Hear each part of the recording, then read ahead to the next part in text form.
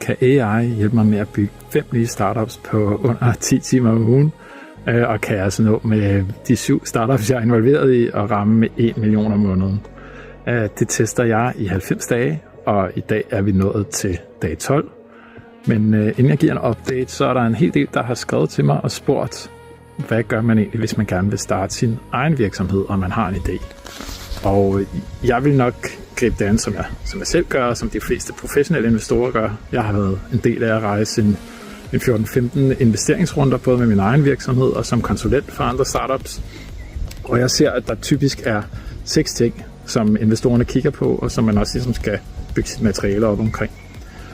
Og den første, det er jo også der, de fleste naturligt starter, det er, at der skal være et eller andet problem. Hvad er det helt konkret, at du løser, og hvorfor er det noget, der gør ondt på folk? Og så den næste vil være, hvad er løsningen?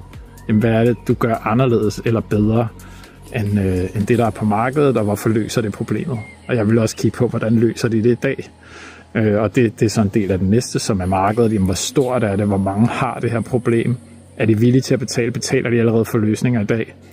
Og så skal du kigge på, jamen, hvad er din special source, eller USP, som nogen kalder det. Jamen, hvad er det, der gør dit produkt anderledes end alt det, der er på markedet? Hvis du undersøger alle de best in class og de løsninger, folk bruger, jamen, hvordan er du så bedre? Hvad kan du sælge på? Og det er ligesom også den næste, som er sådan go-to-market. Jamen, hvordan får du fat i de første kunder? Hvad er det for nogle pointer, du skal sælge på? Fordi du skal jo sælge på noget, der er anderledes end det, de gør i dag, og bedre forhåbentlig. Og så til sidst, jamen, hvad er teamet? Har du kompetencerne til at gøre det her? Har du nogle specielle evner, eller noget, der gør, at du vil være bedre end de fleste til det? Eller kan du alliere dig med nogen, og få nogle andre med på teamet, som gør, at I er bedre end de fleste til at løse det her problem? Det er også den måde, jeg har vurderet de 5 nye startups, jeg skulle starte op. Jeg har kigget på hele den her liste, og ligesom vurderet, hvorfor jeg er den rigtige til at løse de her problemer. Det tror jeg på, jeg er. Men det må I jo så være med til at vurdere, og det må vi også se her, når challengen er færdig, om jeg løste det godt nok. Og så er der også lige en hurtig update på de virksomheder, jeg er i gang i.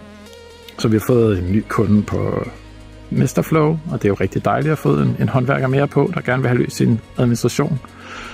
Og så har vi faktisk haft over 10% vækst indtil videre i Heads, så det er jo også rigtig dejligt. Det er det til hjernerystelsespatienter.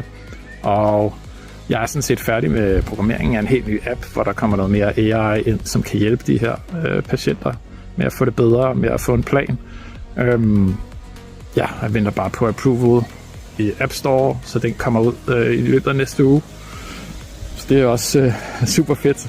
Men jeg er jo lidt nysgerrig på, måske kunne I skrive det i kommentarerne, hvor er det I struggler, hvad er det I synes er sværest, er der noget jeg skal dykke mere ned i? Og ellers vil jeg også snakke lidt mere om, hvordan, når man så ligesom har fundet ud af alle de her ting, hvem er kunderne, hvad er det man løser osv., jamen hvordan får man så gjort det til et produkt? Så vil jeg prøve at grave lidt ned i det. Og I kan finde på TikTok, kan I finde Builder Briefet i min bio, og ellers hvis det er på Instagram, så kan I skrive AI i kommentarerne.